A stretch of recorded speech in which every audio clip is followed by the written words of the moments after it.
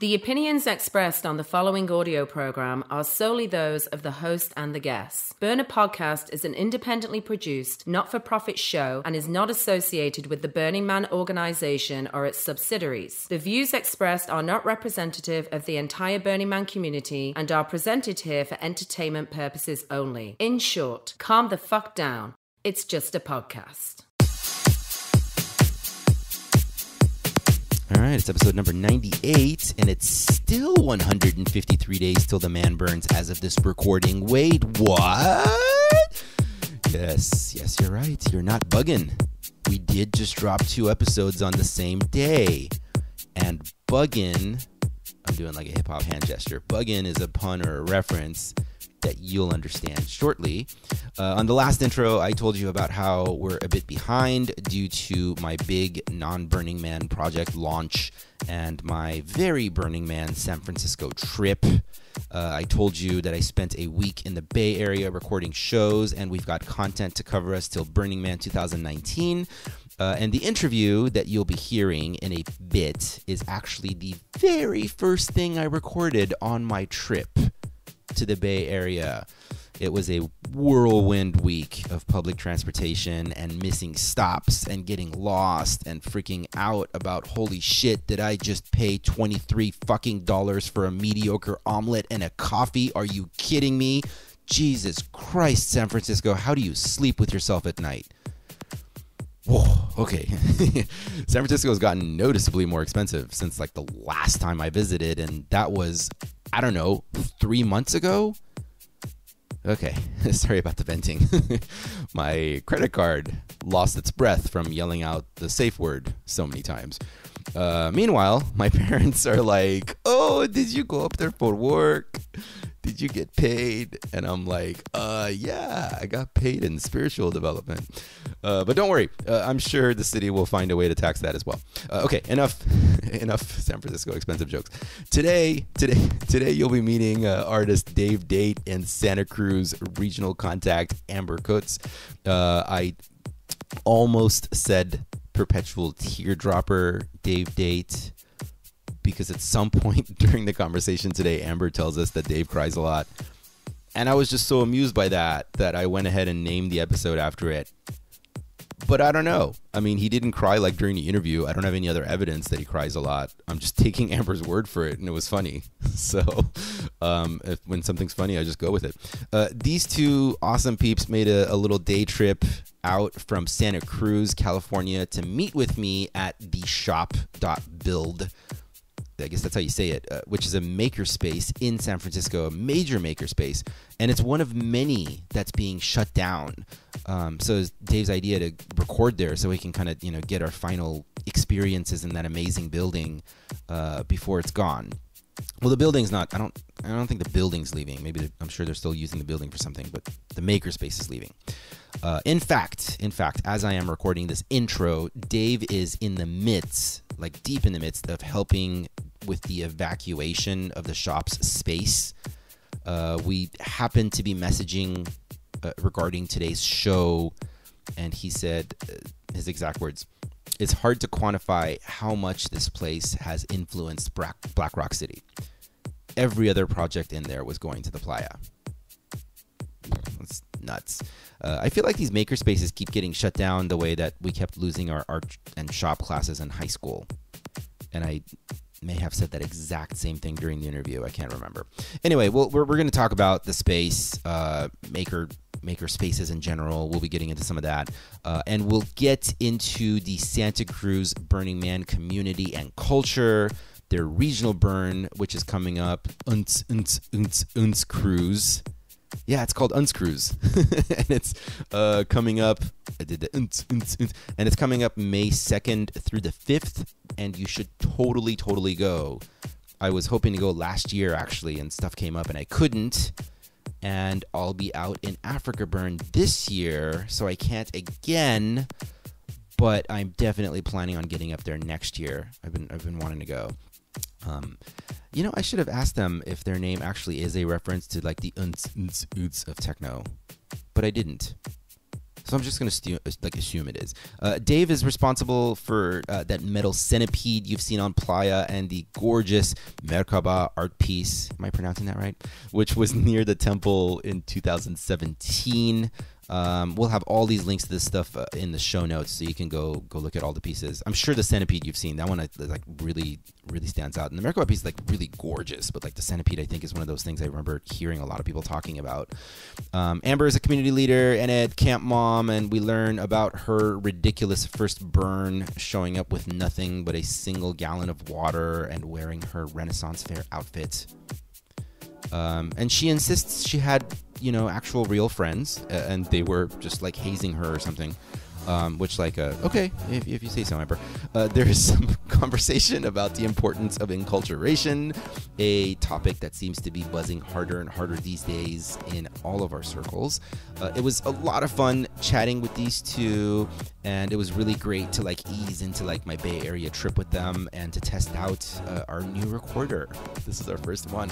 Then after the show, you will hear a set by Santa Cruz's very own Dancing Mandy, a dancing, bouncing mix which was recorded on Sunday night, August 28th of Burning Man 2018 at the Ali Bar. Jamming to that as I work on this episode, as always. Super great. So that's going to be after the conversation. Today's episode is entitled Weeping in a Whiteout. I go by Mr. Arash, even though nobody calls me Mr. Welcome to Burner Podcast.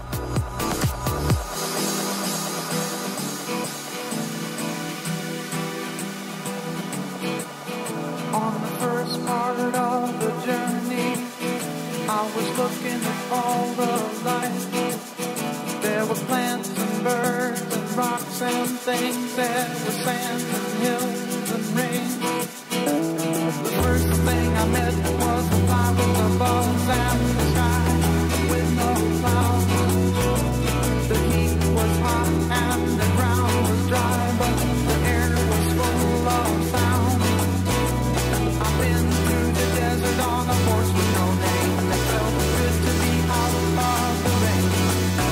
In the desert, you can't remember your name, 'cause there ain't no one for to give you no name.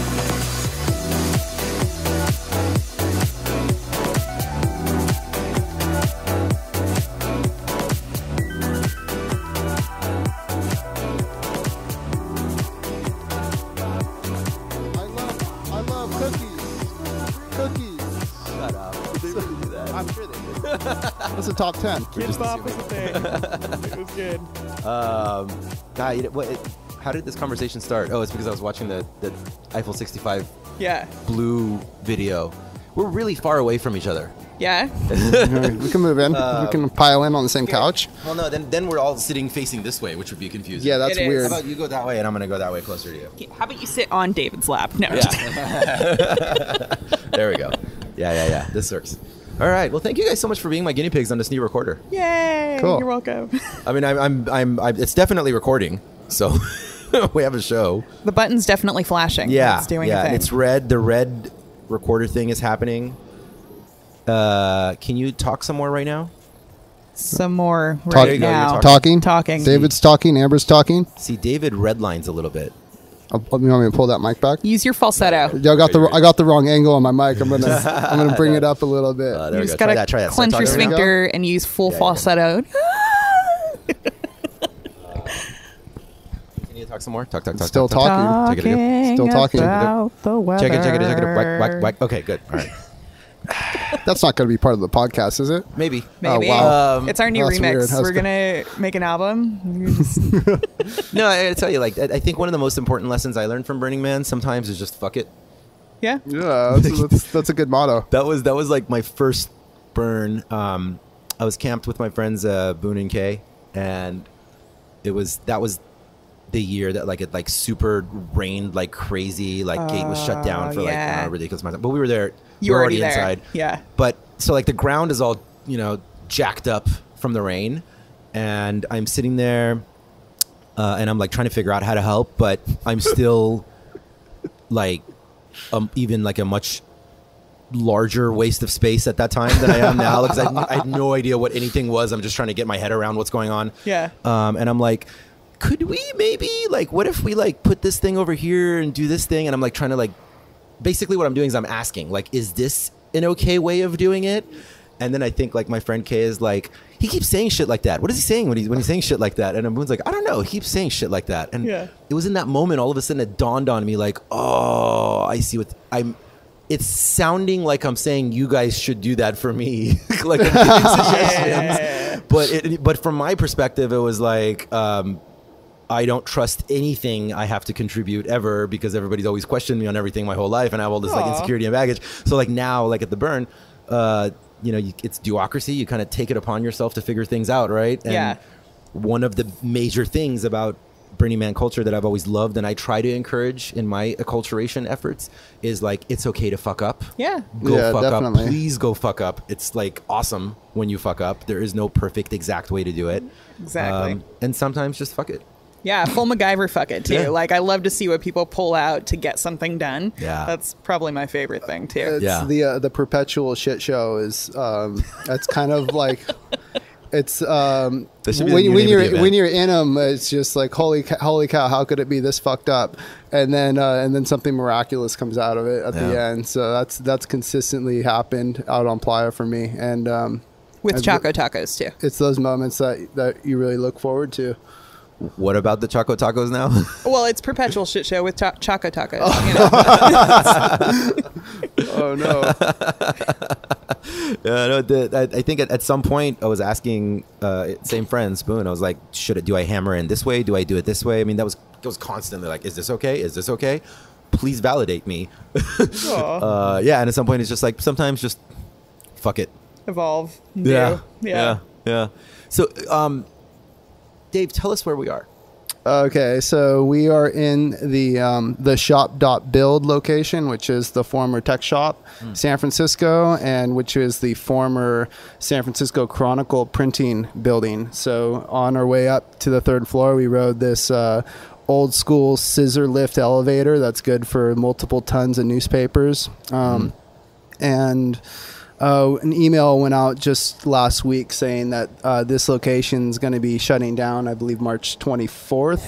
Jeez. And this area, This location or the whole, or both? this whole block is going to get leveled and developed. So this is one of the last opportunities. Leveled? Yeah, they're gonna develop this area. Okay. So this building's not going to be here in a couple months. Are they like tearing down the building? Mm-hmm. Huh. Did you say Yeah, March 23rd is? It's coming up. As in 2 days from now? Yeah, it's done. This is, and I'm glad to actually had the opportunity to come over here and be in this space one last time. Take a look. Not this on a previous Bay Area trip. I recorded with Torrey Pine Smith of Sextant.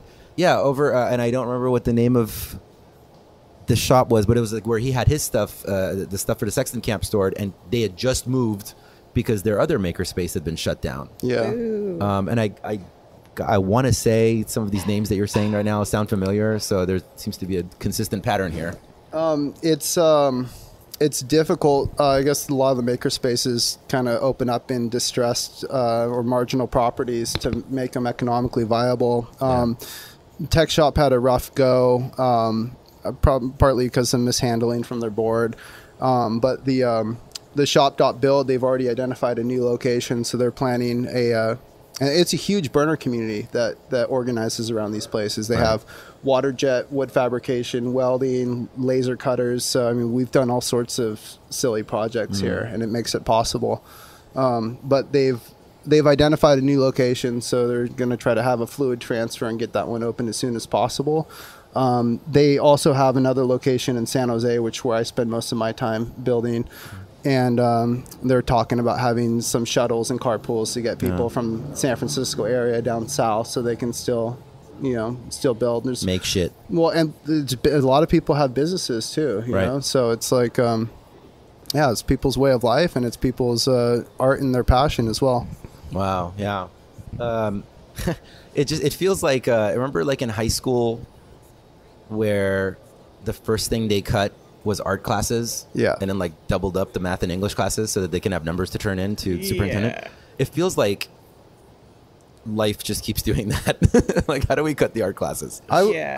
I remember, so in 6th grade, you couldn't take wood shop, and then you had to be in 8th grade to take metal shop. This is at Buxer Middle School in Santa Clara, and like, as soon as I was in 7th grade, they cut wood shop, and then as soon as I was in 8th grade, they cut metal shop. I was like, fuck, you know, like all the shit that my older brother got to do, and I was looking forward to, and it was just getting swiped out as soon as I was, you know, in reach of doing it. So It's like our parents' generation being like, yeah, we did all that. Trust me, you don't want to do that. Yeah. right. It's like the creator's carrot, you know, like, oh yeah, you're gonna get it. No, ha ha ha ha.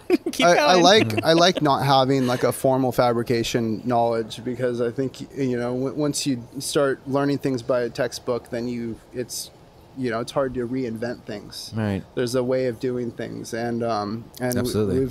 we've pretty much just kind of figured it out as we go. One of the a project that was partially built in this location, we filmed our fundraising video, was for Miriapata, which was a 30-foot mechanical centipede that we had out on Playa. And, you know, there's no instruction manual for how to, you know, take wheelchair components and some aluminum and make a walking organism. Yeah. So it's, I definitely like the,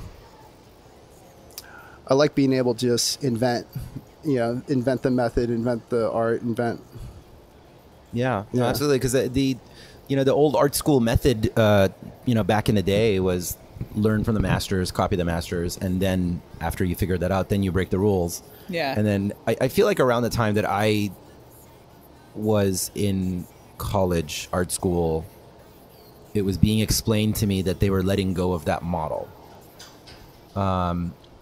It's just like, but the difference was that like back then we didn't have access to the entirety of human knowledge at our fingertips the way we do now.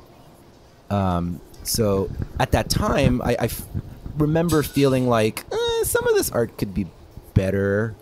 You know, like maybe you could learn a little bit from the masters, but like it definitely feels like now, especially the unlimited amount of information that we have access to gives us the opportunity to experiment in ways that we weren't able to back then. And we've always joked. I think Amber is the one that first, told me that, art is plagiarism. You get ideas, you're browsing Pinterest, and you can take these ideas and turn them, into, extrapolate them into bigger ideas. And I was like, yeah, and it kind of put me at ease, because a lot of the stuff that I've designed wasn't, it's like for instance, in 2017, I had a sculpture that was Merkaba, and it's a 10-foot tall star tetrahedron that spins around, and people get to jump inside of it.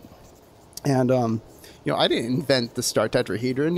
It's like it's been around since the dawn of time. So, but there was definitely a lot of figuring to do to how to get sheet metal into something that spins around and is not going to kill people. Yeah. Almost kill people. We'll talk about that later. The Death Star of David. Things that spin around and kill people. It's a different class of art, like, okay, is it a platform that has people on it? Like, yes. And like, does it spin? Like, yes. Like, okay, we get the additional scrutiny. Is Yeah. it Ninja Star art? It could be. Right? Yeah. I could make a super artful Ninja Star for my ninja assassination. Right. And then throw watermelons at it, a huge one. Just, Oh my god. I'm in. We're not going to throw the Ninja Stars at the watermelons. We're going to throw the watermelons at the Ninja Stars. Uh-huh. Right. This is how we do it. And then serve fruit salad. Important. Vegan friendly. Yes. Yeah. So you guys drove here from San Jose? Santa Cruz. Santa Cruz, okay. But the shop that you work out of is in San Jose. Yeah. How far away is that from Santa Cruz? It's about a 45-minute drive, and I just make the most of a day. So I'll commute an hour and a half, and I'll do a 12-hour day. So just make the most of my time, and it's not having that overhead of having my own shop is really what allows me to do the things that I'm passionate about. Otherwise, I'd be, on a treadmill, paying the rent and mortgages and leases on equipment. So it really has, the makerspace has allowed me to do what I'm doing. I want to come back to that.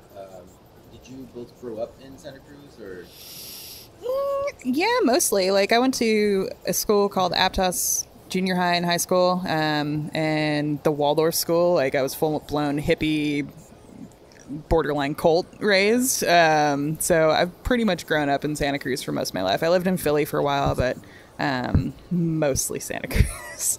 I grew up in Santa Clara, which is South Bay, and I went to UC Santa Cruz for college in 2007, and met my partner Terry, and we have our daughter Eden. So I've been in Santa Cruz since, I guess it's going on 12 years now. Yeah. Yay. You've had some opportunity to watch. It's interesting because I only went to Santa Cruz for the first time this past year. Got to experience it, but it's like something. Santa Cruz is a place that you hear about when you don't live there as like the place where like the seed of a lot of this hippie culture that we're all experiencing in other parts of the world now, to some extent, was like watered and fanned. Yeah, if you will. I'm wondering, like, it's super fascinating. Like, now it's all coming around full circle. Like, we're going to be talking about the regional shortly, the Burning Man scene out there. So I'm just curious, like, what are your observations about what like the vibe there was like a decade ago, and how it kind of developed as you. How long ago did you discover Burning Man? How was the overlap? So I was shown Burning Man. I worked at the Renaissance Fair, and I was like an actor there. And some friends of mine were like, "Hey, you want to go to Burning Man?" I was like, "Sure." I have no clue what it is, and hopped in their car. This is 2001, okay. And so Santa Cruz was doing this whole transition into commercialism at that point. Like, all the old mom and pop shops were being taken down, and they were putting in chains, which is still kind of happening. Now there's this whole artisan movement where they're inviting people back in that are craftsmen, and it's kind of neat to watch this full circle thing happen, where they're really bringing the artists back in. They realize, oh wait, it's important to culture and our whole vibe of this town, and our history. It's pretty important. But for me, I'm sorry, you mean like the local government or the community wasn't supportive of it, or? It felt like the community wanted the artists there, but the city wanted more money. They wanted more tourists, because we have the boardwalk there, which brings in this whole different group of people, kind of like Disneyland does with Anaheim, where they're just kind of bombarded by tourists. Like, it doubles our population in the summertime, and that really affected the way that the city was designed. And right. Then eventually we got to this point where we're like, okay, well, we actually need stuff for the people who live here. So we started back on the first Fridays and bringing artists back downtown, allowing people to perform on the streets, which they had made this whole ban that nobody was allowed to panhandle or busk, no music, no nothing. Right. We just went out to First Friday this month with my family and my nephew, and we don't get out much because we're kind of like, we're South County. It's a little more rural and calm, but we just need something to do with the kids. And like, dude, there's silent disco and the street with the ecstatic dance people, and there's like guys hustling little paintings out of their vans and stuff, and it's like, it's popping. It's like kind of a little art cultural thing that's happening in Santa Cruz that I haven't really participated in or noticed. So it's that is exciting. I was talking with this local on the bus back in college, and he was telling me that the gentrification started after the earthquake in '87, and a lot of the historic 150-year-old brick buildings were compromised, and they just Cooper came House. Yeah, they came in and bulldozed them, and then brought in the 5-story retail stores and whatnot. So it's an interesting vibe. It's like, you got Pacific Avenue and it's developed, and then but Santa Cruz proper, it really is a beautiful place. There's something special to it, and I don't know. The concentration of radicals and weirdos, I don't know what kind of kindled that.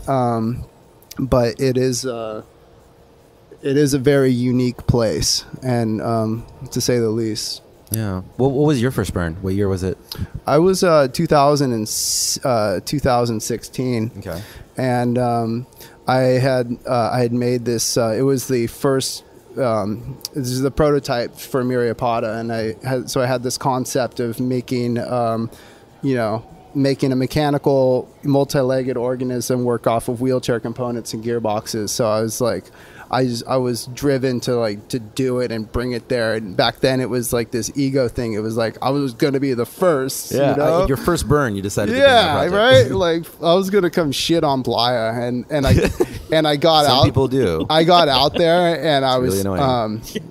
Yeah, I remember I got out there on a Wednesday, and it was like a total shit show. Debit card had been frozen, and I couldn't get gas. But I was everything worked out, and then I got it out there. And that first day, it was interesting. My coworker and Amber were they were camping together, and I didn't really actually have an invite. I had friends out there, but I figured hell, I'm just gonna go there and put up my centipede and whatnot. And Amber, we met. Wait, this is 2016, your first one? 2016. The centipede? Or? I brought a 1.0. Yeah. 1.0. Oh, okay. Yeah, this is a steel. This is a steel version of Myriapoda, and a lot heavier. Yeah. So Amber invited me into her camp, and they showed me all sorts of love. I think one of the most memorable moments was when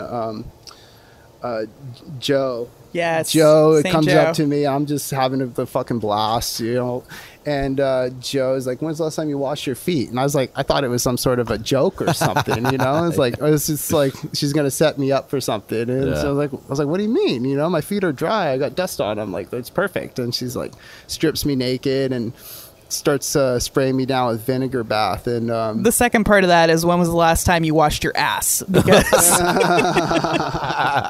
I don't think I pooped at that point. you were wearing spandex leggings that were clearly from the little girls aisle, and it was from the Goodwill compressing things. I got that stuff Oh my God. Yeah. Anyways, a bath needed to happen. Let's do this. I want to go back in time a little bit, and we're gonna get back to this washing Dave's ass thing.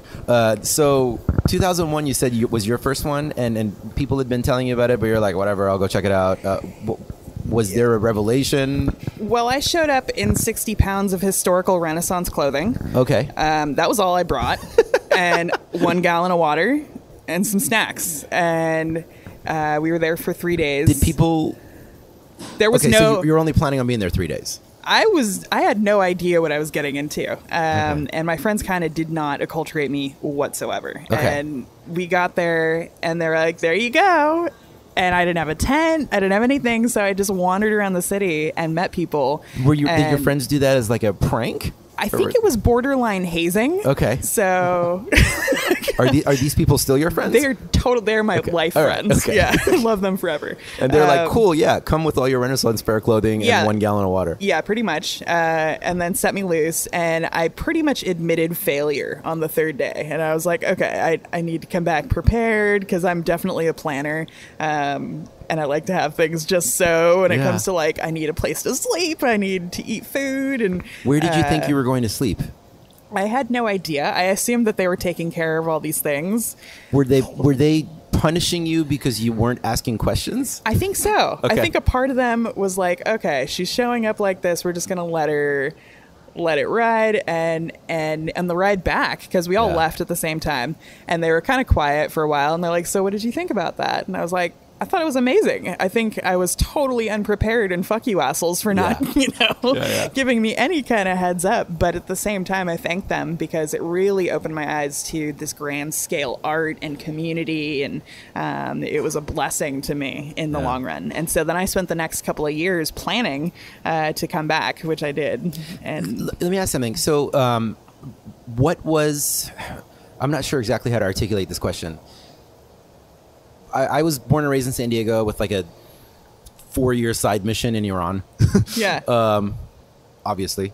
And so there's definitely like a jarring shift going from beach town, military town, conservative San Diego to Black Rock fucking city. Yeah. Right?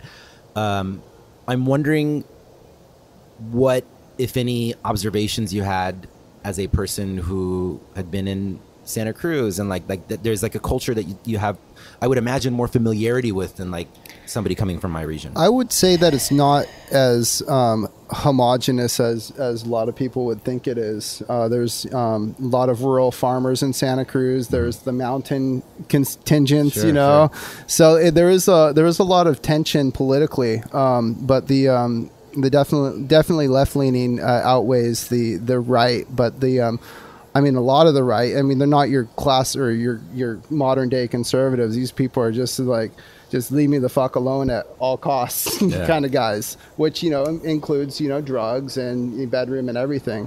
So it's...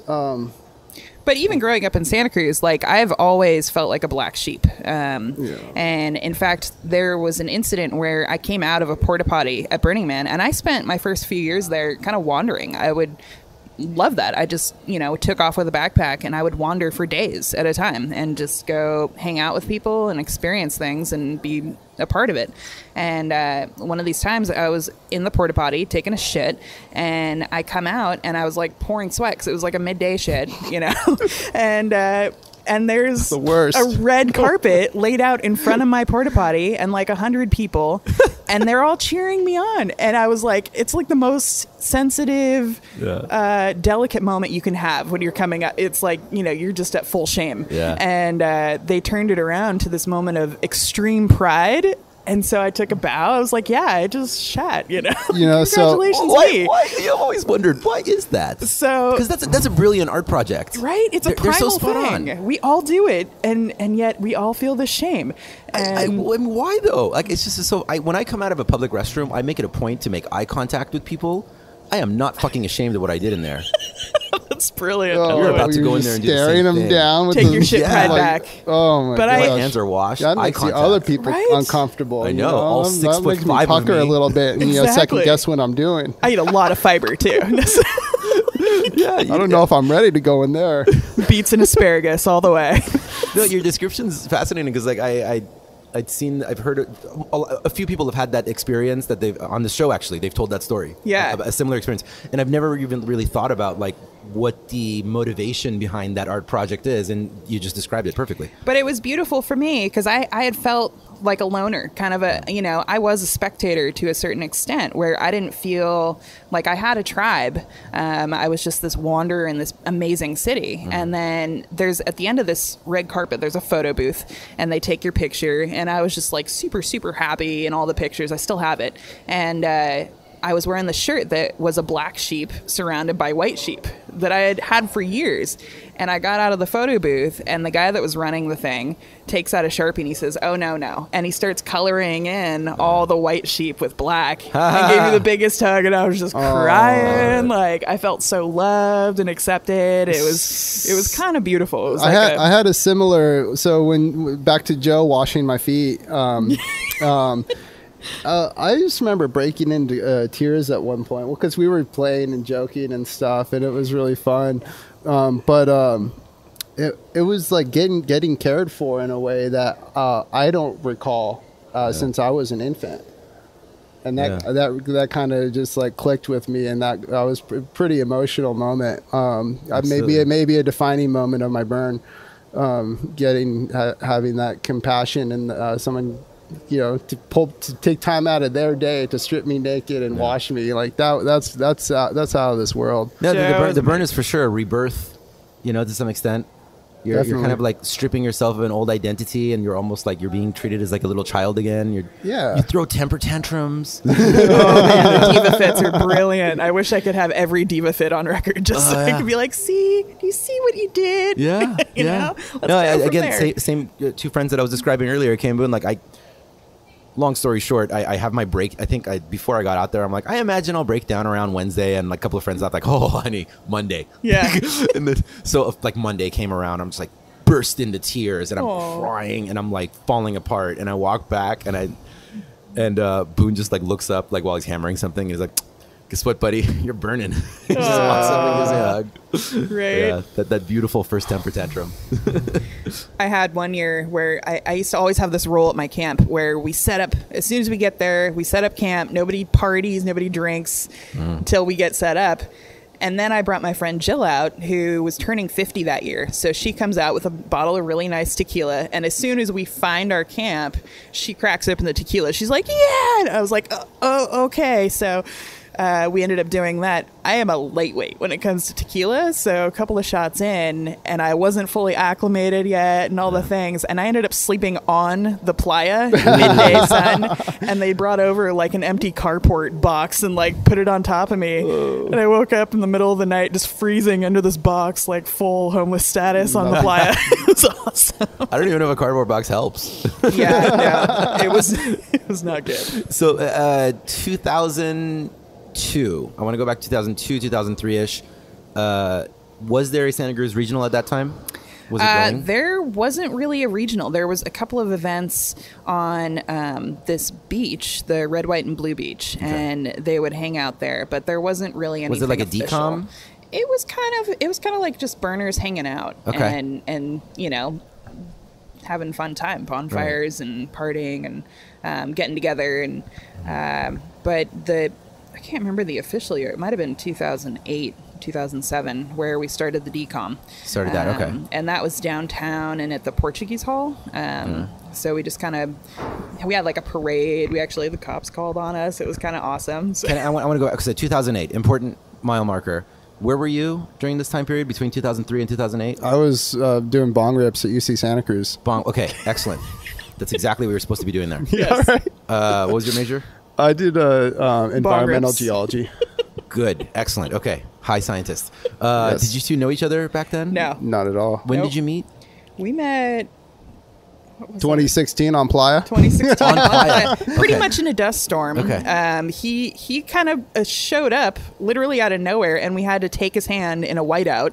And I showed up to camp, and then we went out into the dust storm. Yeah, but you disappeared. It was and you consensual. Were like, that was when you were rebirthed as the David I know, because you were just totally covered in dust and crying, and it was so amazing and humble. I was like, all right, give me your hand. Come on. Let's... Okay.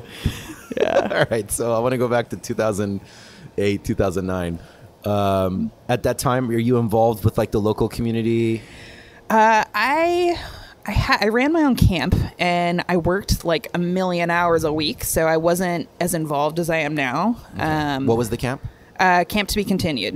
And to be continued. Okay. Yeah, they're still doing their thing, Right. which it's mostly smaller shenanigans and art projects is what we do. So, Right. Well, we've done 3 honoraria projects for the last 3 years. So Amber had the 10 benches of Sitting Man 2016, and then 11 benches of Sitting Man 2017, and then we did Miriapata last year. Mm-hmm. So this is going to be our first year without any art commitments, Nice. and we're, so it's going to be interesting. But we've got official art commitments. official, yeah. We've Don't worry, I'm sure we'll find some responsibility for you. yeah. No, we've already. I just We're already scheming on Are we all our allowed to other talk about- unofficial arts. The Okay, perimeter? Are we going to bust out the perimeter? so I just did the sign here at the shop, and it's going to be a pop-up diner at La Duste Plateur, and I just made this most grandiose, extravagant sign that we're gonna like silver plate, and we're thinking like this would just kind of be like a pop-up diner with like Random dinner service for one two. or two table, like tuxedo and assless chaps, and then you can bring people in, and then you sit them down, and you I don't know, it's Serve just- them some truth. Like, you ordered the truth. yeah, or you want some ground playa with that, So I don't know. I think we could have a lot of fun with that. We were talking about an acculturation pop-up too, kind of Oh, like the yeah, Ellis the- Island style, I where like people that. come in and they have to get a stamp, and okay, what's your name? Oh no, it's not. Yeah. Now, right now it's You this. rename them something ridiculous, and Bring then. us your huddled masses so we can turn you away. Stamp, all the stamps. But I had this idea, like it would kind of be like a miniature golf, where you kind of follow the path, and then you go through the 10 principles, and then you complete a task, and then maybe like communal effort would be like an escape room, and you guys have to get out of this room and then get your communal effort stamp. And there's a maze with That's the great. bear trap at the end. Yeah. Yeah. Could it be like Burning Man Boy Scouts? Yes. Yeah, no, definitely. So all right, patches. you're running your own camp. 2000. Let's go back to 2009ish, 2010ish. Because like just that part of the journey that you're describing, I've watched like a few people go through that as well, where they're like focused hyper on like the Burning Man because there's a lot of work to do preparing for it all year. Yeah. And some people get more involved in like the local community first. So I'm just curious how the local stuff was developing at that time. So the local stuff was slowly gathering steam. Pretty much at the same time that I was just trying to, I mean, I focused solely on the acculturation aspect of my campers, and I really tried to bring virgins every year and acculturate the fuck out of them. Like everything that was not shown to me, I wanted everyone to know. I would like print out pamphlets, and we would have workshops. You haven't earned your shade. Right, you haven't earned your shade, motherfucker. But we would like set up carports to see who could do it the fastest, and just make sure that everybody had the same kind of skill level when we were heading out there, so nobody was kind of left behind. Meanwhile, Santa Cruz burners are realizing, oh wait, we have all these artists that are local, we need to maybe start something formal. So then we started having the decom, and they started bringing people in to do that. Art cars, we had like Danstronauts locally, so we really tried to do more stuff, which was great. And How far is Santa Cruz from San Francisco? Hour and a half. Hour and a half. Is it? Because I feel like it's like a little bit later in the game. You know, like a lot of other regionals that I communicate with, like they've been doing it a lot longer, and I imagine that has to do with the fact that we're further away from like a major city like San Francisco that's such a massive Burning Man community. I think it's partially that, and then partially that the people of Santa Cruz, like the Santa Cruz population goes way down when Burning Man happens. A large chunk of Santa Cruz goes to Burning Man. Yeah. So much so that last year the mayor of Santa Cruz came to Burning Man to declare it National Burning Man Day, or Black Rock City Day in Santa Cruz. Huh. On the playa, he declared this, which was kind of cool because so many people... He can declare a people... national day? Yeah. For the city. Yeah. Maybe a city day, not a national. Well, national. Yeah, whatever. Only within the confines of Santa Yeah. Cruz is it Black Rock City He Day. can do whatever the fuck he wants. So. Yeah, that's true. I'm not judging him. But it was pretty cool. I think like the best thing that's going, I kind of see this in San Diego and in Santa Cruz. They have a really cohesive unit of people that volunteer and do an incredible job putting these things together. And without that cohesive unit, you know, you can't hire people to do that work. You know, you need to be able to handle that internally. So Santa Cruz, you know, it's interesting. I feel like a really cool regional event is what kind of brings everyone together. So Santa Cruz and the LLC they just go hard. It's a level of involvement that I'm not ready for yet, you know, so I'm kind of just on the periphery, and I bring my art, you know, and I help out when I can. But they're hardcore, and they're doing really cool things. Yeah. And Unscrews is going to be off the hook this year. It's happening this year. Everyone comes and brings it. When did it become Unscrews? So it was Unscrews. The first decomp was Unscrews. That was the whole thing. It's like decomp, unscrew, and Unscrews. That was in 2008? 2000, I want to see 2009. Okay. 2008. And those were just night parties. This was like a one-night party kind of thing. Yeah. And then 2012, I think it first started at the fairgrounds, which is where it's at now. And I showed up thinking, oh, yeah, right on, Burning Man Regional. I'm going to go hard, bring my whole camp, all my lights and everything.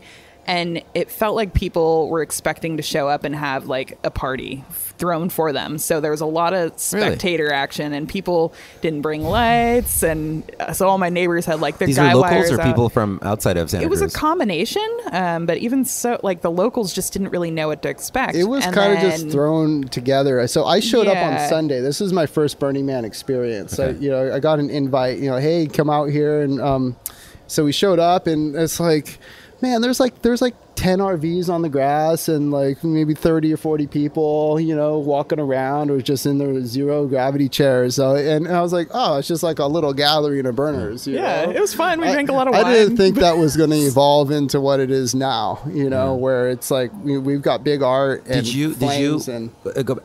Were you aware of Burning Man in 2009 Oh yeah, from other? definitely. Okay. I didn't really have any interest in going. I thought it was a party. I didn't really understand the maker Right. aspect of it. And then so you went to that one in 2009. 2012 That was your first one. was the first year they had it at the fairgrounds. Oh, at the fairgrounds, I just right, snuck in 2012. with my family. Sorry, but yeah, we just kind of cruising around through the flea market and like, oh, cool, we're here, and Note to perimeter. yeah, no. So I just remember is hanging out with my friends, like smiling cheek or ear to ear, and then my daughter and my fiance and this little hippie kid that we had adopted. You know, was having they're cruising around in this pink fuzzy tub that has a sound system and it's on wheelchair components, and they're just cruising around on the knoll.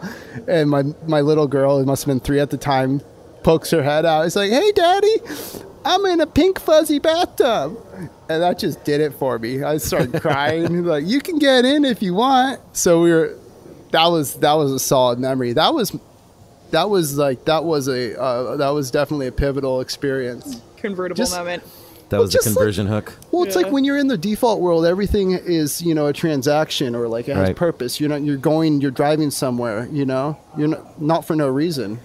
And then being able to just do whatever, with no rhyme or reason, and cruise around in a pink tub with your family, Yeah. listening to cool music. Like, man, that was a slap in the face. Did your daughter wonder why you're crying? Oh no, we were just having a great time. Okay. No, he cries all the time. It's Oh, beautiful. okay. Well, Maybe we'll just name this episode that. Dave We cries could probably all the get time. him to cry and take a picture so you can. it's one of those, like, I love was telling Amber about this on the way here, and we went to go get Mexican food at the end of the day, and my jaw was jacked up, from just smiling too much. Good problem to have. Yeah, that was good. So that was my first experience with the Santa Cruz Burners, just Burning Man ever. Was it from that experience that you decided that you want to go to Burning Man and you want to take an art project? No, I was hanging out. I was hanging out at a kind of a loose Burning Man shop in Santa Clara and doing some freelance work there, and that's more or less what I had the opportunity to make. I just like, okay, hey, I've got these plans for this centipede and I want to make it. Like I said, it was back then. It was like a manifestation of my ego. I wanted to do it to like shit on Playa, like. So You showed up with roses, these like metal roses with price tags on them. yeah. To Playa. He had like a whole tray, and he's I like, wasn't trying to sell them though. It's just how they were. he was When I like, brought I'm them in the gonna van. give these away, and I was like, and you're gonna take the price tag off right now, right? Right? Like, Oh yeah, good call. I did a bunch. Yeah. So I think about 2015 is when I committed, like, okay, I'm gonna go. But 2015 I didn't have enough money. 2016 I just barely had the resources, and I went insanely. I went to zero making the damn thing, and then got out there, set it up. So yeah, I guess Burning Man. I mean, everyone knows what Burning Man is, but it's not. It's you. Until you've experienced it, you think of it as something like an experience, something you consume, like a festival or something like that, And I don't have the resources to go out and afford tickets and go and consume this. And then I did. I didn't. Yeah, so I didn't. Come I have was Kool-Aid. And I still don't. God, and that's the other thing we can get into is I have been perpetually broke ever since Burning Man. I just barely recovered from last year. It's the reverse consumption where it consumes you. Yeah. You know? You think it's Yeah. So Burning Man consume you. Yeah. Yeah. No, it's funny that you say that.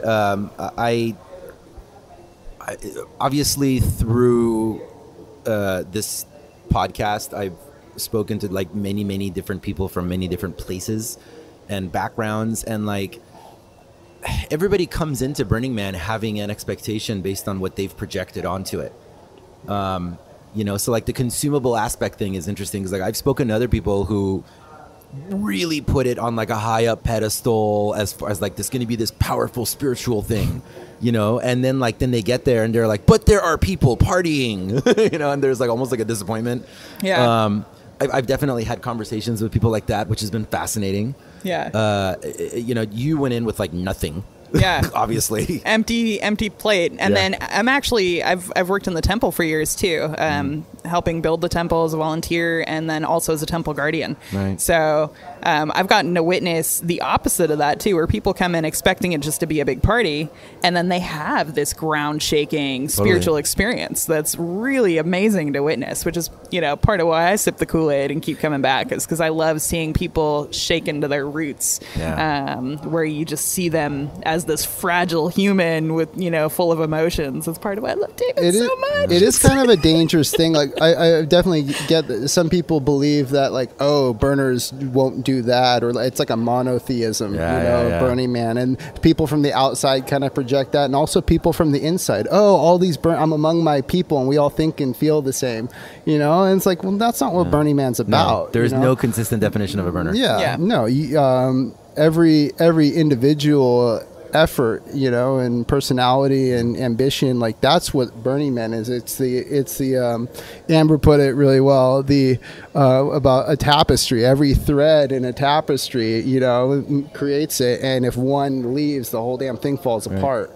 So that's excellent description. I like that. Yeah, our friend was talking about, I guess it was Larry Harvey was doing a Q&A, and this lady asks, what can we do to get more people like us to come to Burning Man, and Larry's just fucking shot her down like, that's not what this is. It's not about bringing more of the same people. It's about encompassing everyone and creating a society. Radical inclusion, invite the stranger in, all the people that don't think the same way. I'll tell you, I've always my hypothesis is that there's one consistent factor. It's like burners are you could be anything. It could be any professional background, artists, healers, scientists, whatever. There's no consistency.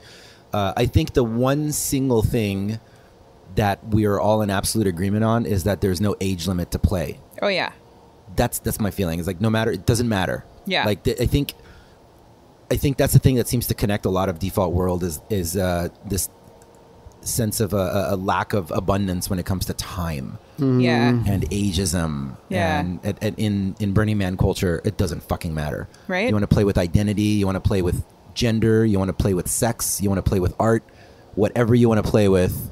And play, of course, I think consent is a part of play. Yeah. Kind of by definition. Mm-hmm. And I think that's the one consistent thing we all have in common. Yeah, I agree. And that craving of culture in itself, we've been stripped of so much of that in our day-to-day lives where it's almost taboo to exhibit signs of your culture. And there comes in all these questions of cultural appropriation and stuff. And it's like, well, where do we draw the line? But at Burning Man, we're recreating this. We're making a whole new thing for this next gen with this free rules pretty much, and it happened organically. Yeah, like that's the thing, letting people show their freak flags and let that be a part of it. It's pretty awesome. Yeah, it's a good feeling. So you said 2015 was your first burn, correct? 2016. So we got that. Okay, 16. Okay. Yeah. Were you two camped together on purpose? No. He showed up in his van. I showed up. That's right. You didn't have a camp. I showed up with a centipede. I knew some people. I went and talked to them, and they took me in. Okay. Yep. Okay. So prior to that year, were you involved more in regionals, or were you still focused on? I had been doing regionals for a couple of years at that point, and then. What were you doing in regionals at that time? I was doing just basic volunteer work. pretty much wherever I saw an opening on the sign up things, I just signed up and did the work. And for me, that was mostly what it's all about, because I'm a chef by trade. So when you work in a kitchen, they throw you on dishes first, and then you can start, cutting vegetables and washing. You have to do all the steps to get to that executive chef position. So for me, that was a big part of it, is you have to do all the positions to be able to know even close to what the producers know and how to operate these things. And that's pretty much been my goal. I did hospitality for a long time, and now I'm on the LLC board and a regional contact. And When did you take on the regional contact role? that was last July. Okay. Yeah. Okay. Yeah. So by the end of 2016, you two become BFFs. Yeah. Amber's, pretty much. well, yeah, it's kind of hard to, it's, I don't know, an experience like that, really does kind of just, you become entangled. Yeah. I definitely feel that with everyone I've camped with a few exceptions. But it's, yeah, and it's a kind of brotherhood that you just doesn't happen in the real world. You don't depend on people the way you do out there. Yeah. And I think the To wash your butt. yeah, that vulnerability and people helping each other is it really is moving.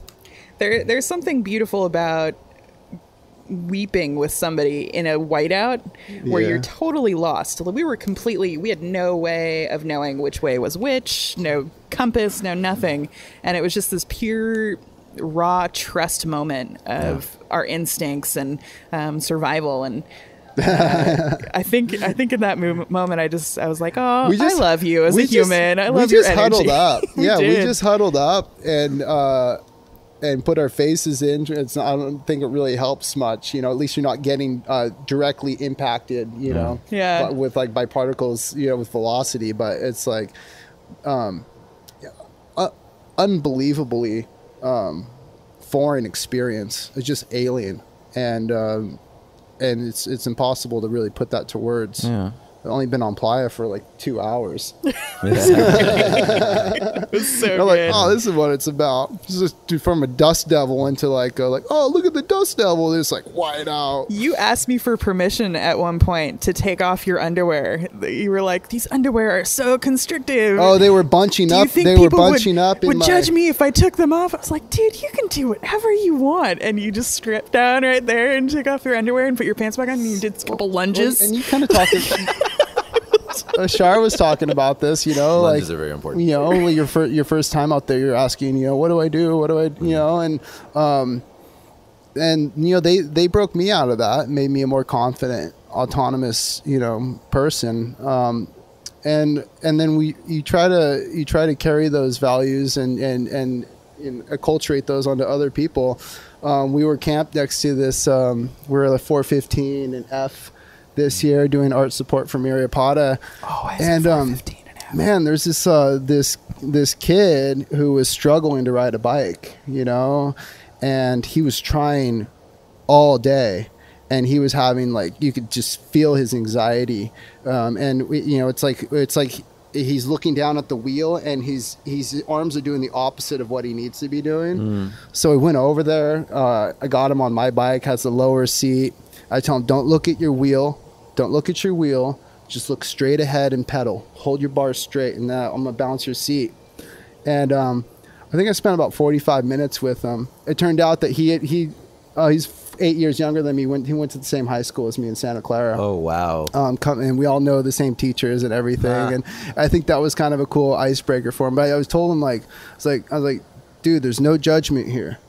There's no judgment. And he's dealing with he can't go party with his friends because he can't ride a damn bike, and he hadn't learned a bike, and he's 20 something, and You totally dadded him. well, you have awesome. to, and it's looking around, he's doing it in the middle of the street, and everyone can see him, and he's that guy that can't ride the bike. Maybe it was performance art. Maybe he was totally just messing with you. And well, by the next day he's cruising up and down the street on my bike by himself in a pink tutu. And he never learned to read either. Yeah, well, and then later that day we're treating him for sunburn. Oh. But I guess I don't know.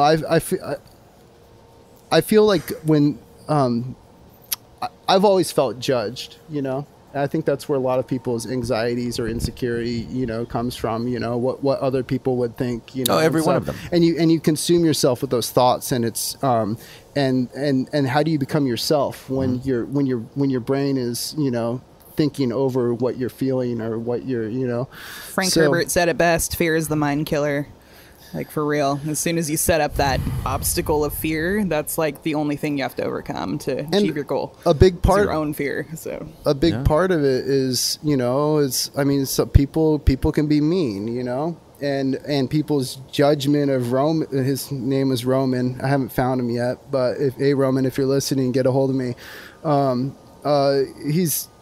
It's not that he couldn't ride. Well, he couldn't ride a bike, but his fear of what other people's perception of him not riding his bike was even more debilitating than him having never learned. Oh yeah, you absolutely. know, we can get you on a damn bike, but it was the judgment that he was feeling and his arms were shaking. I'm like, fuck, man, this is rough, and I think so I don't know. It's like another thing, a universal thing, and you know, goes in with inclusivity is, you know, we need to have a compassionate culture. Yeah, you can fuck with people, you know, but don't hurt people. Mm-hmm.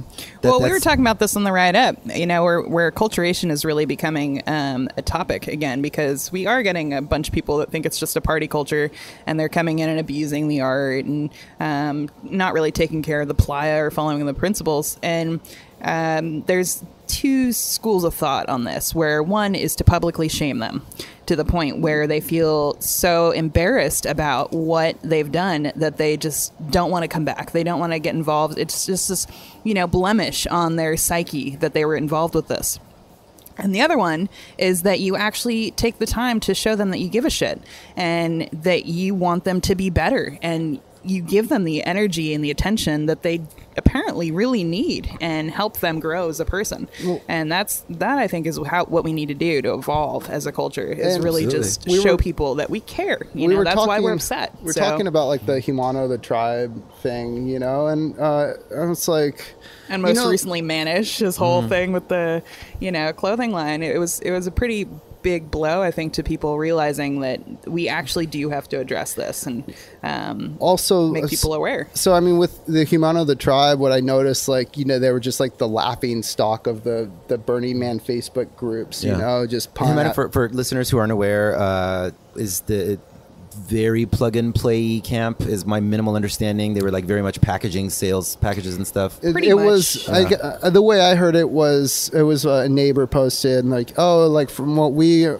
know, gathered is like they're like a bunch of like, you know, tech guys or trust fund kids, and each dude has to pay the way for 2 Instagram models. So they've got a 2 to 1, and they've got this shit art car, and they just go and they cruise and they go to parties, and, and you know, and it's And my understanding, by the way, I'm not at all an expert in the situation. A lot of times when I see stuff blow up online, I don't read it, and I assume at some point I'm going to interview somebody who's going to tell me about it.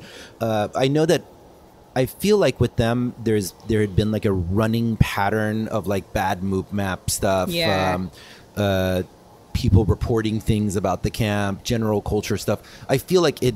My understanding is that stuff had been going on for years. Yeah, and they're on the extreme, but it is a spectrum, you know.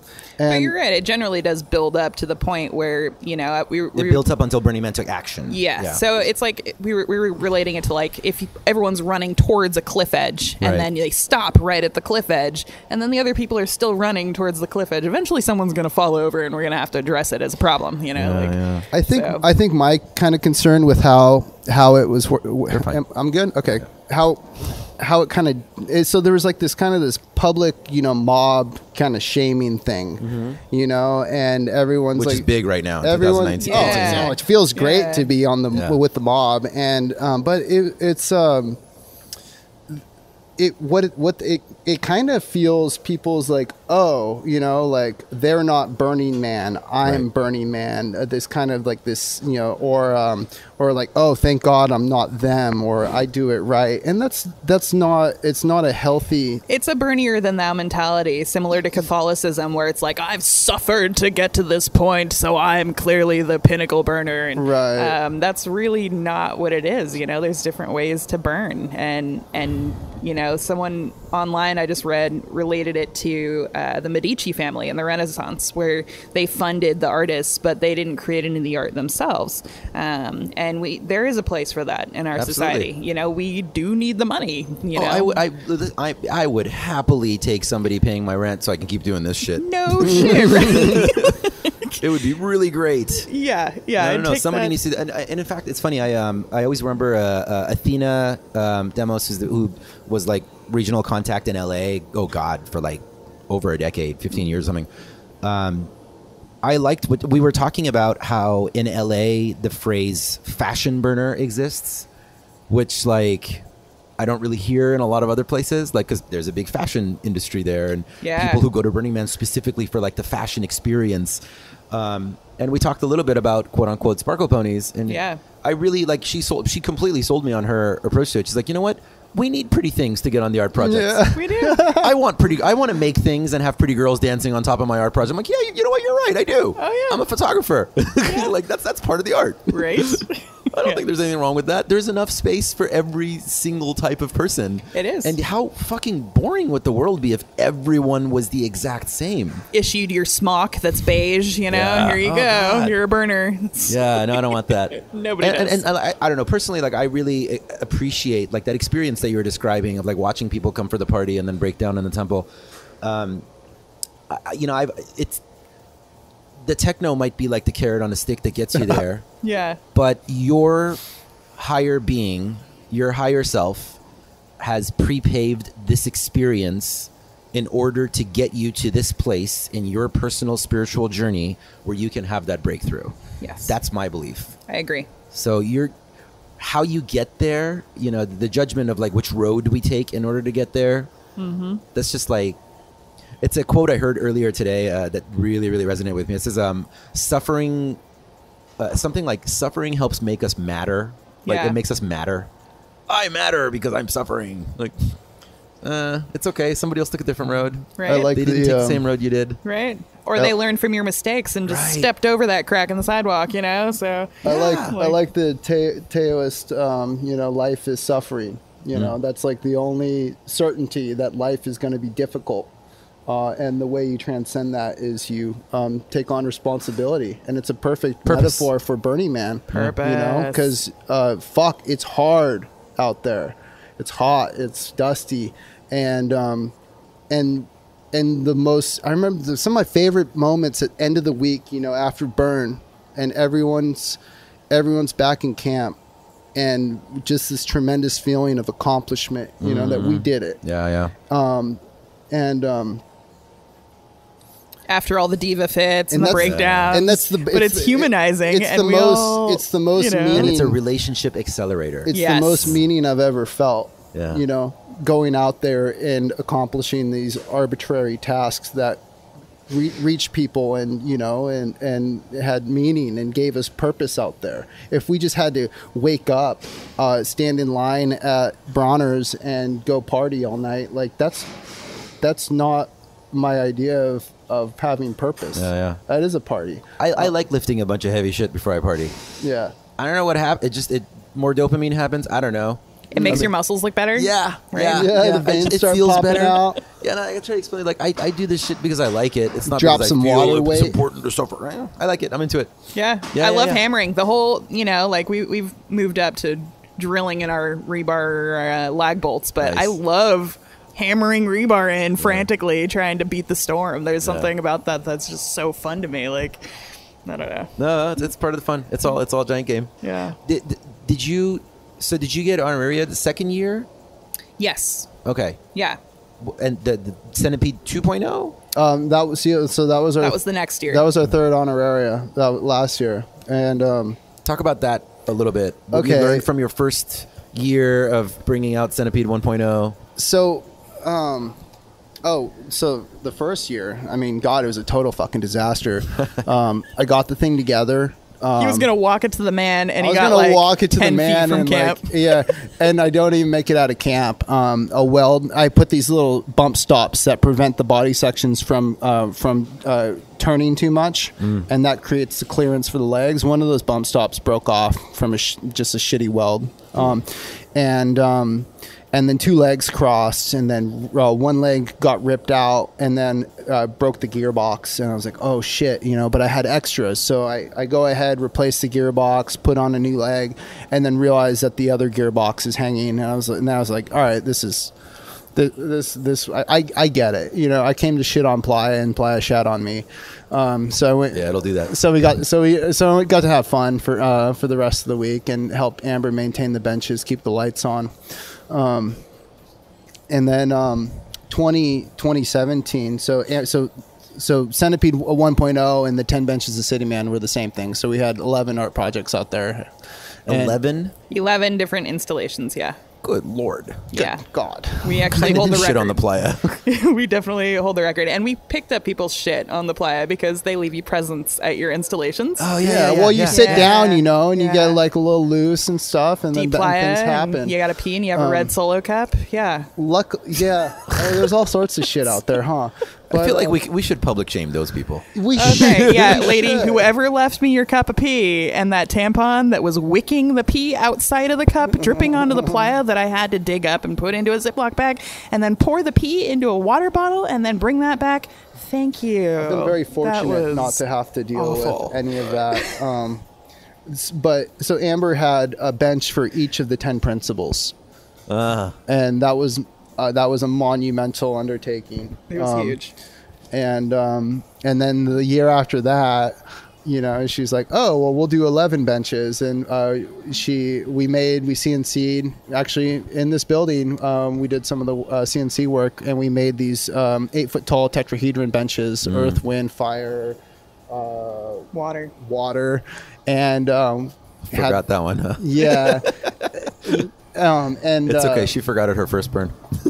Yeah. Man, those 1 things gallon. got a little skanky too. They There were did. these little enclosed things with nice upholstery, so there was like Yeah. some stuff happened in those things. Yeah, all the pads were pregnant by the time the end of the Playa happened. It was, I'm glad I had an opportunity to sit down in them at the beginning of the week. yeah, me too.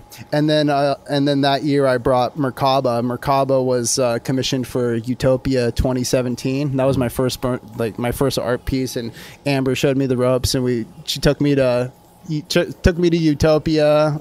We set this thing up. We dropped it from a crane. We dropped it by accident. Accidents happen, and when you don't use chain. it's okay. It all bent back into shape. But I lived. It's fine. Oh, good. It's something minor, internal bleeding. It's fine. okay. Got another guy to concussion. It was good. Pretty sure you sign a waiver before you get in there. Yeah. Stop your whining. It didn't roll down the hill, which is the most important part. I pictured the Death Star David rolling down the hill and impaling people, like rolling Katamari style, and but it didn't happen. So no one got hurt too bad. And then Unscrews gave me money to make a base for Merkaba. So I had this star that had a nice flat base that can be forklift onto asphalt. Unscrews? Unscrews. That's our regional. Yeah. Okay, I'm and sorry, unscrews. Okay. So I heard that as unscrews. Like, okay. Yeah. Okay. Unscrews. So the regionals gave me the resources, not just the money. It's it's the damn contract. Right. You need to fulfill on this. Totally. So that got Merkaba up. So we had Merkaba out on Playa right in front of Temple in 2017. So that was 12 installations out there that needed to keep the lights on and pee and whatever and getting cleaned up. It was quite the undertaking. It was. Yeah. That was crazy. But that level of responsibility, and it adds so much meaning to that experience. It's just unbelievable. Yeah. So obviously of all of these undertakings, in this time period, are you preparing for taking on more leadership role at the regional, or what's going on behind the scenes there? I kind of was like, I didn't know if it was going to be an official status or just fully rogue, but I knew I was going to be more involved locally. And it's because Santa Cruz needs it. Like, it used to be this hippie mecca, and artists were able to just freely make their art and perform and do all the things, and it got way more commercial. And I just wanted to bring back some of that old spirit and energy, whichever way I could, help facilitate that happen. How are you envisioning doing that? I was really trying to just do a bunch of free pop-up events and have like bonfires and potlucks and community gatherings where people could just come and be themselves and gather, because we really need more gatherings where people are just there, not to sell them things, not to advertise something that's happening, but just to get them to come and be free to express themselves creatively. So. They put on a burner happy hour once a month, and every month it's just blown out. And I was thinking maybe that needs to be like a every other week or every week kind of thing. Yeah, that's, we're trying to like really bring more events in general. My thing is I really want more all ages events, where kids can come, because kids are some of my favorite burners. They come in and they teach you things. One of my first burns, maybe it was like my 5th burn or something like that, there was that big hand out on Playa, mechanical hand that was huge, and it was powered by this power glove. And I watched this little 5-year-old girl put on this power glove and then crush a Volkswagen Beetle with this huge, and it was like the clench in her jaw and the power in her eyes was one of my favorite moments of that year. I was just like, yes, this little powerful child she's gonna go into the world and be freaking incredible. So, and she became a supervillain. You know what? I would support that too. She's gonna burn her own way. Watch the world burn. Amber, I was thinking like maybe you can tell us a little bit about like the art grant process and for Unscrews and all the logistics that are going around. So we're just trying to make it easier for artists to have less confusion. Can you clarify? I'm sorry. You're holding a position officially now, or you will? Yeah. Be? So I'm a part of the art grant committee, which I've been doing for the past 3 years at Unscrews, and we've brought in bigger art, and just more art. And if that's like, I was on the art grant committee in San Diego, so it's kind of like hours and hours and hours of sitting around deciding who to give tons of money to. Many hours. The contract writing alone took us weeks of just scrutinizing over other people's version of contracts and realizing what was relevant or how irrelevant. We got burned in previous years. Yeah, we had to figure out ways to address the commodification issue, which we've had. And really just getting people to feel empowered and supported enough to complete their art, which is a big part of it, is just believing in someone. Because artists, they're not all trained classically, and a lot of our artists that come to Unscrews are just people that have this awesome idea. So we just want to support them to be themselves and accomplish that vision. So I think we've kind of homogenized it to a point where it's simplified, it's complex in the questioning, because we want people to be thorough in their understanding of their own process. But and you give grants to people who are not, locals, like people that want to bring projects to Unscrews as well. Yeah. Oh yeah, we have a guy coming from Wisconsin this year, bringing a large marionette. So I'm pretty excited for his journey. Yeah, he's coming all the way from Wisconsin. He sent me a picture, knee deep in the snow. He's like backcountry Wisconsin. So him and his family are driving across the country to bring this sculpture in. So what was the total art grant budget this year? We had $60,000 to give out, which is pretty good for us. It was double from last year, but the amount of art that people bring in, which very reminiscent of Burning Man of old, where it was so much renegade art and unplaced, unregistered art, and that kind of energy. As much as I love supporting people through the granting process, I love it when people surprise us and just bring something fabulous that they just want to share and let people interact with. It's pretty awesome. Is there, if I'm an artist looking to apply for a grant, is there something in the kind of stuff that I could do that would increase my chances of getting a grant? Do your homework. Just, Okay. like actually think out what you want to do and know what it is and be able to draw a picture or explain to somebody what your idea is.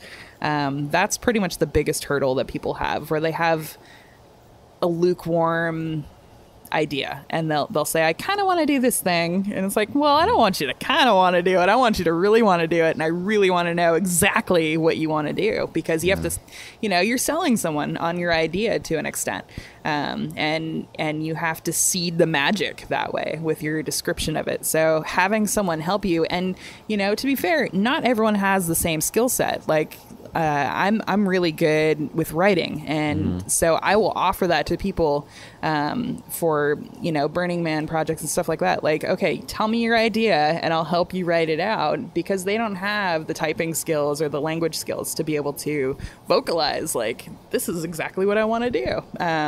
So it's good to have a team too, and know who's strong in what areas, and really kind of fall back on that.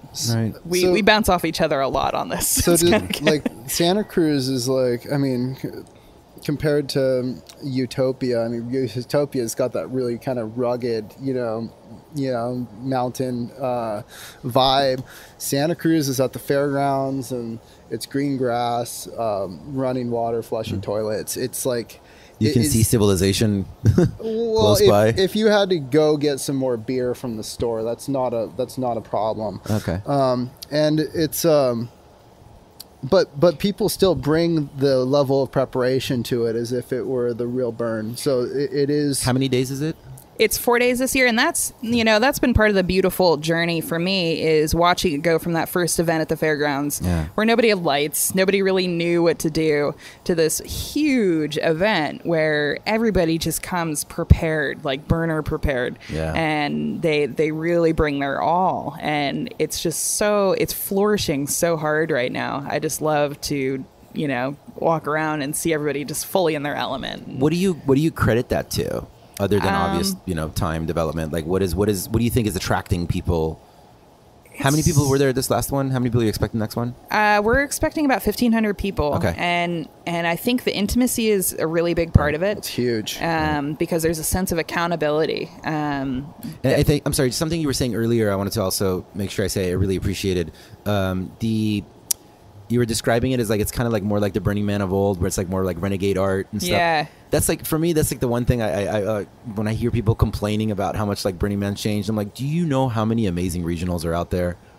Yeah, it's seeded so much magic. And I understand that the bureaucracy and the rules start to pile up at a certain extent for events, and then it collapses. That's just the natural progression of the things. So we're at that magical point where just the culture is so strong, and people are really just taking such great pride in what they do and what they bring and how they play, and I love it. I love all the people that come. I love watching the magic happen and being a part of it and playing with people on that level. And so one of the projects that I'm most excited about, and Amber's doing a huge amount of work on, is called the Rainbow Trike Track.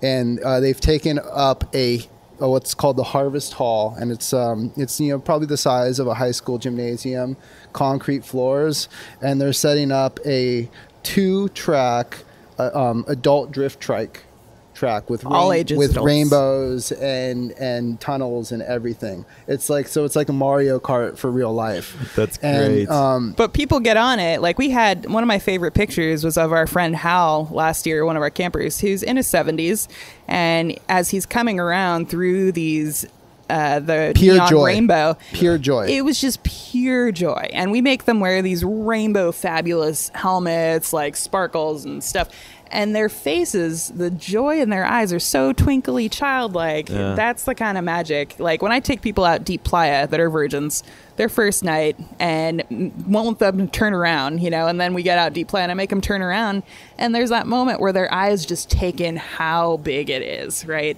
That's Right. the kind of magic It's like that I looking like at to the Milky Way. facilitate, where people are just overwhelmed with joy and appreciation of the effort that it takes to create that. So Rainbow Trike Track is unique to Unscrews. That's not, you can't bring that to the Burn, obviously, but it is just a spectacular experience. Just be, kind of rough drift trike racing alongside your friends, and it's like kind of competitive, but it's super silly. It's like perfect. Yeah, it really yeah. is the perfect experience. I feel like what Yeah, we're Pete. starting to probably observe more and more these days is that there is like there's almost like burn tourism that's starting to happen more. We're making our plans on which part of the world we want to go visit. Yeah. Based on what regional we're gonna hit while we're out there. Like I'm gonna be in Africa Burn coming up nice. this year, and like No way. gonna be in like Cape Town for a week after that, and like Yeah. the weekend following, and like do some exploring there. And like I'm seeing people like choose specifically to go to Kiwi Burn so they can explore New Zealand like right around the same time period. Yeah. So I always wonder, like even Santa Cruz, Santa Cruz is a pretty cool place to go explore. You can come out for the burn and then Yeah. go and see some more of the area. Yeah, I mean, I hope people do. Like, I think it's a great thing to bring people into the town. That, to me, that's the right kind of tourism, where people come in to be a part of a cultural experience, and then they go around the place that it is, that it's at, and Can you see the water from the fairgrounds? Not unless you're super high, which we had a tower there a couple of years ago where you Okay. could see it, but no, you can't just Okay. peek over a building and see it. But how cool is that though? You get to go experience the like you said, like the Burning Man art of the old days, Right. But like not that far from the beach, in an Yeah. environment that's just not trying to kill you the whole time. It's definitely not trying to get, but It's we've so had events where temperate. it's rained and people are like, oh my God, what do we do? It's raining. And it's like, well, you cover your shit up and, you do something else. And kind of like you were telling about that year that it rained on Playa and everything stopped. And it was this beautiful moment of hush that fell over the Playa. And in that moment, someone with a very loud sound system near where I was started playing Annie Lennox, Here Comes the Rain Again. And So good. in these moments where everyone's like, well, what do we do? Someone will have this creative spark, and in that there just comes all this joy and evolution from, I just love burners. I love. When you say fairgrounds though, it's so weird. I keep envisioning like asphalt. There's some asphalt, but there's mostly grass in Okay. Santa Cruz, which, it's grass. You're camping on grass. It's very, very cush compared to Burning Man climate. So Yeah. And it's interesting. Like there's like a big old horse arena down low. We put the There's fire some down there. topography to it. It kind of like breaks things up, into the little neighborhoods. And it's I don't know. One of the, this is a silly project we've been working on. We're gonna make a Beanie Baby adoption center. Sarah McLachlan, Because Beanie everyone's got Baby these Adoption fucking Center. Beanie Babies. No one knows what the fuck to do with Is them. Sarah right? McLachlan Beanie Beanie? Yeah, so we just figured this out in the car. So Is that song gonna play the whole time? No, Oh, no. It's going to be motion activated. Exactly. So as people approach the adoption center, it's going to start playing, and a picture of Sarah McLachlan will appear with sparkly tears. No, I think, it's just my God. we just want to have fun, like just completely like unsolicited. Like you walk past our cage, and then it's gonna just plead with you to take a damn Beanie Baby, and it's just a lot of fun stuff that happens, man. It's just so weird in Santa Cruz, and it is interesting to think like, okay, like we're building a culture, we're building a Where we get to think about Beanie Babies and, things that are silly and not lucrative at all, but well, I also like the idea of it's emotional equity. it's like a kind of like I already found the cage last week at the scrapyard, and it's something we can bring like downtown Santa Cruz, and just drop it on the street. and start, people are walking by and it's Sarah McLachlan, I'm so down to do this afternoon. That's what we're going to do later today. Right. Oh yeah, I got meetings. We need to start working on this. We have important things to do. Yeah. What you're describing there, though, just got me thinking, I guess we all have our experiences. I guess like the one thing about being out on Playa that does, one of the big things that is different about like any of these, like the more regional experiences that we have in more temperate areas, is that we are more likely to cry, I feel like, out in a Playa. Yeah. A lot of times absolutely. it like kicks your ass hard enough when you like crumble and crash. I think there's multiple things. It's like, they talk about like the island fever, you're trapped and then it's coming out of these cities, like if it's hot in the city, you can turn on the AC. At Burning Man, there's certain things you can't escape. You just need to be okay with it, or become, woo-woo, like one with it. And or you have your moment and everyone lets you have your moment, and then you calm down and they hand you a soda. And, all right, yeah, you want to keep going? Okay. Are you gonna be all right? Yeah. Yeah, you need a band-aid? No. You want some shade? What do you have any advice for artists applying for honorary grants? Yeah, just you just got to believe in your project, and really know what your intent is and what experience you want to bring to participants. Right. And I think if you start there with how this is going to interact with people, as opposed to how am I going to get this approved, it's how are people going to interact with it when they're on Playa. There was a project that a friend of mine proposed this year called Catland, and it was this climbable cat tower, like a smaller cat tower, but for people. Sure. And it didn't get a grant, but I loved the idea because I just thought about people clawing away at this carpeted thing, and which is probably in retrospect a Moop disaster, huge.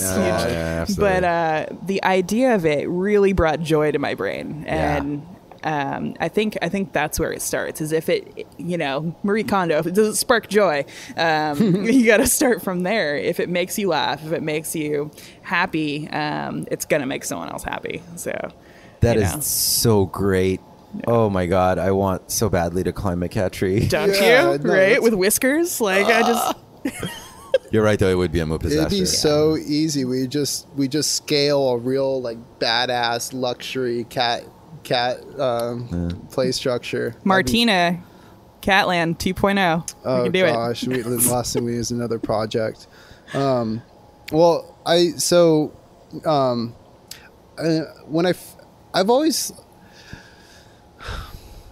When I wrote the grant for Mariapata, I was kind of concerned about how I was going to make it sound like, spiritual or have a deeper meaning and shit, What does my art mean? Yeah, which is kind of cheesy because, fuck, I'm not trying to pretend to be somebody or trying to, it's like I'm going to put a beret on, when I show up on Playa because I'm an artist, or, But Amber was super sick. I missed the deadline for the letter of intent.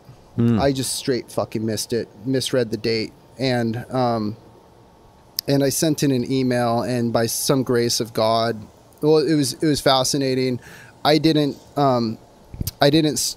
initiate the email contact. I got an email from someone in art asking about a project I was doing at Esalen Institute. I made a Flower of Life gate for the rear entrance, and they just had their board retreat there. And then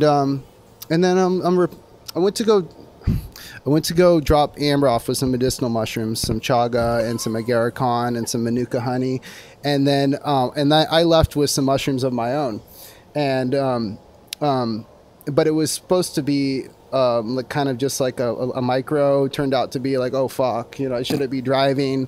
I get home and I realize, shit, I've missed the deadline for letter of intent. And I email and they say, hey, I'm just gonna send this in and hope it trickles in. And they said, you know what? people have been emailing all day saying they've missed the deadline. And the answer is no. But we liked what you had brought last year, and we're interested in seeing what you have to bring, and they give me the extension link for 5 p.m. that day. Oh, wow. And I had 3 hours to write the full artistic, vision for Myriapoda. Did the mushrooms help? Unbelievable. Unbelievable. And everything. So what I realized there, that Myriapoda was a metaphor for my own experiences on Playa, because I was, I had like anxiety when I was going out to Playa the first time. I was like having these conversations in my head about what I would say or do in a certain situation to fit in. Yeah. And then I got out there. I was like, "Fuck! I'll just be myself." So Myriapoda is a mechanical organism lost on Playa. And it's kind of this dystopian setting where, maybe, all the biological centipedes have passed and now we have these mechanical ones. And even Myriapoda, the mechanical organisms, feels without belonging or a sense of place or purpose. So and just like that, he has accidental meaning to his art that, Oh, like, no, but it was believe true. in I actually it believed it. And I actually happens. felt it. Which is crazy because I didn't think I was capable of that. And so what we did was we got some help with our LEDs from a local podiatrist, and we got Dr. J. we got Matrix running in this thing, which is like state of the art. So we had these light displays that, at the beginning of the week it was, slow and throbbing, or it was supposed to be. They were just like barely working day one because all sorts of issues. But then throughout the course of the week, her default emotional state improves, and Myriapoda finds home on the Playa. Oh, wow. And so we're able to convey that through lighting, and then even through the course of working on it, like those meanings were becoming solidified, or my understanding of them is very interesting. Not having really any artistic background, but finding that meaning in the project and pursuing it and making it happen. Yeah, it was pretty rad. I think a cynical person would say, like, yeah, we make a thing that we think is cool and then we apply some bullshit to it in order to sell it. I would go back to that fluffy stuff I was saying earlier, which is your higher self has an idea of which direction you want to go in discovering this meaning, and your human body goes about putting it together in order to bring you to that answer. Yep. That's beautiful. I like to think that. Yeah. Guys, thank you so much. Thanks for bringing me to this awesome place. Yeah, I'm glad we got to experience it and ride in the elevator before it gets torn down. No, speaking of the art, like that's something I always say too. Is like I kind of just like trust that my art is like showing me things. So I get to like go to cool places that I might not otherwise have an opportunity to go to and meet people I might not otherwise sit down with for an hour and a half and talk about Eiffel 65 in blue. Yes. So thank you. No, thank you guys so much. Thank you for everything you do for the community. Thank you for bringing your art. Thank you for Unscrews. I'm looking forward to. I was supposed to come this past year, and then like stuff came up. So next year, perhaps this year. Yeah. I'm trying to get all the regionals. Thank you for coming out to meet me.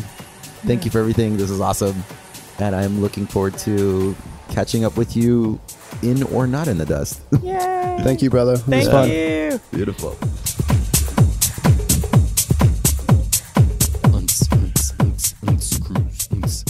I'm just going to keep doing that. You are now hearing the sounds of Santa Cruz-based Dancing Mandy. Her set from opening Sunday night of Burning Man 2018 at the Ali Bar Bar, with a dance floor packed with Santa Cruz and Silicon Valley burners. You can find more from Dancing Mandy over at soundcloud.com/dancingmandy. Dancing is spelled like, dancing. Mandy is Mandy. And follow her on Insta at instagram.com/dancemandydance. That's spelled dance, Mandy, dance. I love that. Listeners, please give us a like on Facebook and join the Facebook group, and please leave us a review on iTunes. The reviews really do help the show grow and gain more support. All these links are over at burnerpodcast.com. You can find me on all the social medias at Mr. Arash. That's MRARASH. And please do shoot me a message to let me know you are not a spam bot, because I have like 300 friend requests, and some of them are spam bots. And do let me know if you have interesting interview subjects in your neck of the woods. Maybe I'll come to your state, use your flag as a blankie, and eat all the organic dark chocolate you've been saving for your sister's birthday brunch. Our producers are Lee Hemingway and Louis Galipeau, along with additional support by Tori Massey, Navjeet Sarna, and of course Super Suze in the Bay Area. New episodes are up on the first and third Wednesdays of the month. The show is available on all the podcast platforms. Our opening theme music, America's Horse with No Name Remix, is produced by Joe Man. You can find him over at soundcloud.com/DJ Joe Man. We love you, dear listeners. Until next time, love and light and all that other crap. Take us out, Dancing Mandy. House music.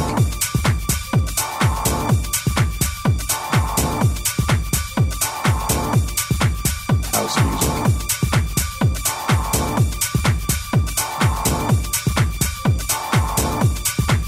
House music.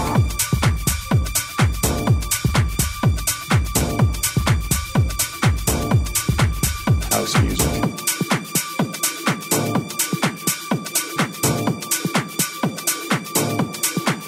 House music.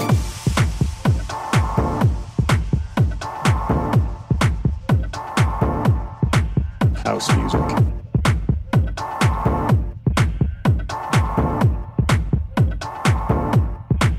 House music.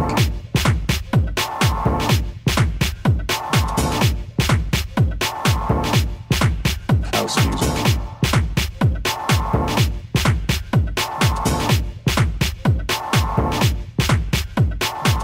And he says, that music you play down there at that club. I was like, excuse me? He's like, that's house music. And I just said, oh, I didn't realize it had a name.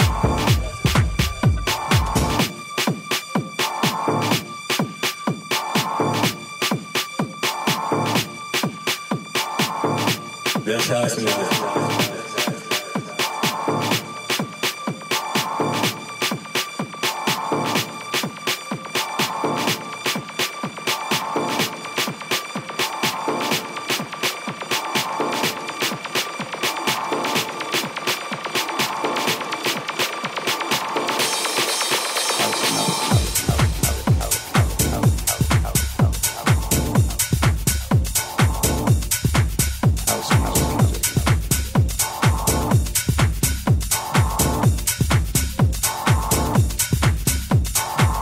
And he says, that music you play down there at that club. I was like, excuse me? He's like, that's house music. And I just said, oh, I didn't realize it had a name.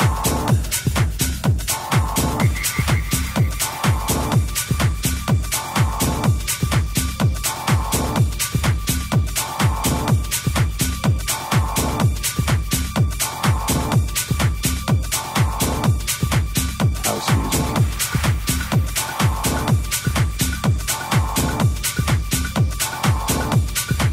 House music.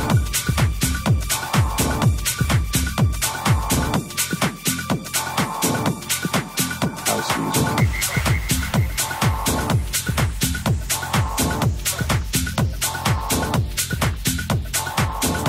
That's house music.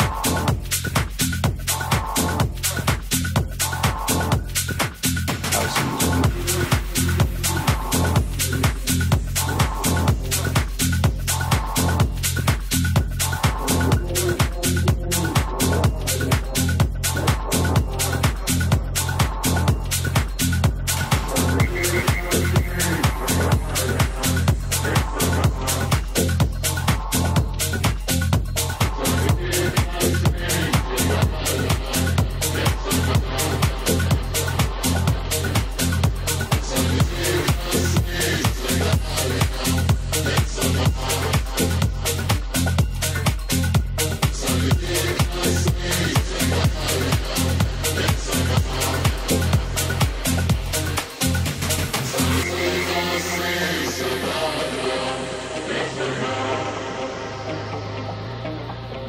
If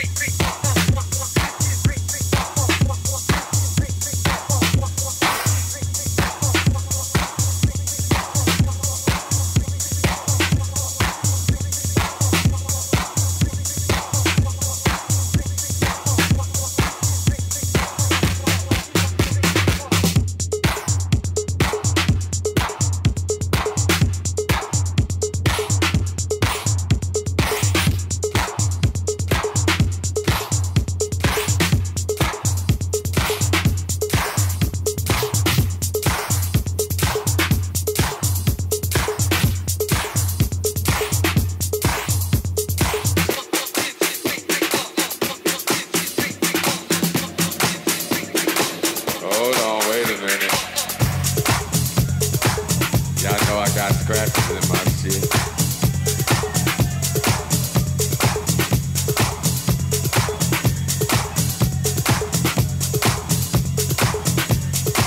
Hey, y'all motherfuckers having a good time.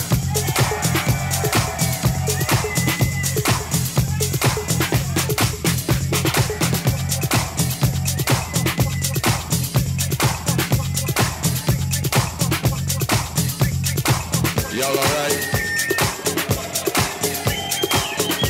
Wait a minute, hold on. My mic all fucked up and shit.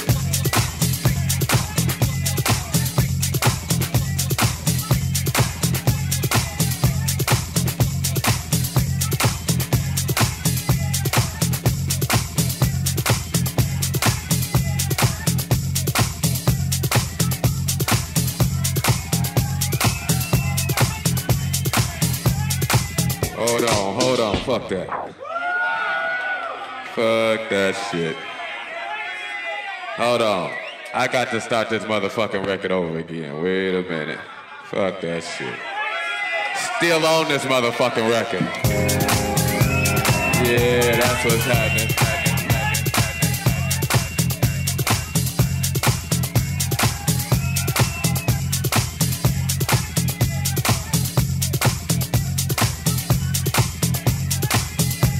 Oh yeah. Hey, y'all motherfuckers having a good time.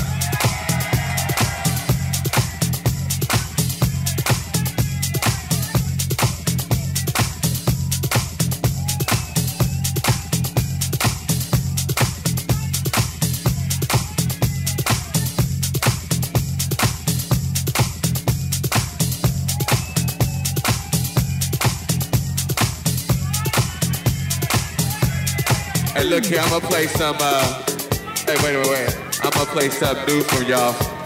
They gon', oh, they must have left. They like, fuck it, okay. Go on, take the picture back. What's happening? Y'all all right? Well, let's see. They told me I ain't supposed to play no more records. But they don't know me like you know. Yeah, that's what's happening. Hey, y'all motherfuckers having a good time. Oh man, that's what's happening. Hey, I hope y'all out here enjoying yourselves. I'm just up here fucking around.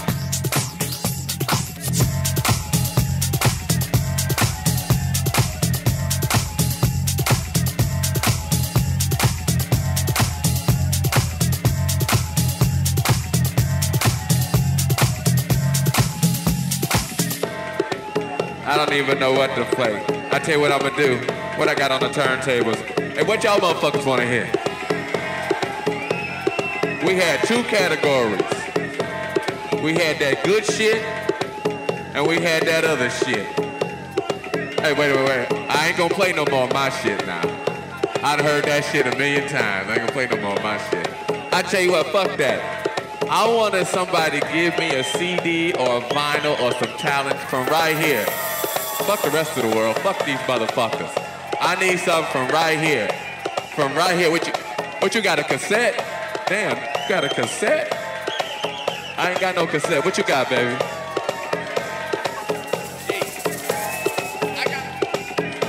He want to hear something. He wants some Edwards. He wants some Sheep. I'm going to play this motherfucker some Sheep right here. And right, what I got in my hand right here, I got... Damn, Mysteries of the World? Okay.